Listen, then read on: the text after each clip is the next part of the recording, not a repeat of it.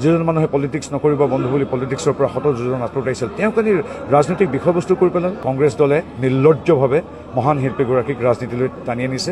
100 দিনৰ ভিতৰত নালাগে, তাতকৈ কম দিনৰ ভিতৰত হয়তো আমি প্ৰত্যেকে বিচাৰিছোঁ। অনুষ্ঠান চোৱা মানুহে আপোনালোক সংবাদ মাধ্যমে অসমৰ প্ৰত্যেকগৰাকী ব্যক্তিয়ে বিচাৰিছে, কিন্তু ন্যায়পালিকা অসন্মানীয় ন্যায়পালিকাৰ বিচাৰাধীন বস্তু এটা ন্যায়পালিকাই ক'ব, তেওঁলোক কোন ক'বলৈ?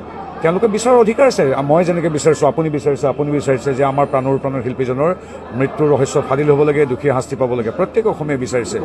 কিন্তু 100 দিনতে দিম বা 200 দিনতে দিম বুলি এইটো তেনেকৈ এগৰাকী ৰাজনৈতিক দলৰ নেতাই ক'ব নোৱাৰে আৰু নাপায় নহয়। মেনিফেষ্টোত এগৰাকী ব্যক্তিক লৈ আহিছে, যিগৰাকী ব্যক্তিয়ে গোটেই জীৱনটো অসমৰ সমাজ সংস্কৃতিৰ বাবে দি গ'ল। যিজন মানুহে পলিটিক্স নকৰিব বন্ধু বুলি পলিটিক্সৰ পৰা যোজন আঁতৰত আহিছিল তেওঁক আনি ৰাজনৈতিক বিষয়বস্তু কৰি পেলালে। আমি 9 তাৰিখৰ পিছত ক'ম। তো খুব লজ্জাজনক কথা। নাপায় আৰু কোনো মানুহে ভাল পোৱা নাই, নাপায় ন এনেকৈ এজন শিল্পীক ৰাজনৈতিক বিষয়বস্তু কৰিব লাগে। মই সেইকাৰণে বিগত সময়ছোৱাত যিহেতু মই এগৰাকী মন্ত্ৰীও কেন্দ্ৰীয় চৰকাৰৰ আৰু এটা বিচাৰাধীন বিষয়বস্তু এটাৰ ওপৰত মই তেনেকৈ ফটকৈ যিকোনো কমেণ্ট কৰাটো উচিত নহয়। আমাৰ ন্যায়পালিকাৰ ওপৰত অগাধ বিশ্বাস আছে, আমি অপেক্ষাৰত জুবিনে ন্যায় পাওক। কিন্তু মই খুব দুখ পাইছোঁ, লাজ পাইছোঁ যে কংগ্ৰেছ দলে নিৰ্লজ্জভাৱে মহান শিল্পীগৰাকীক ৰাজনীতিলৈ টানি আনিছে। খুব লজ্জাজনক কথা।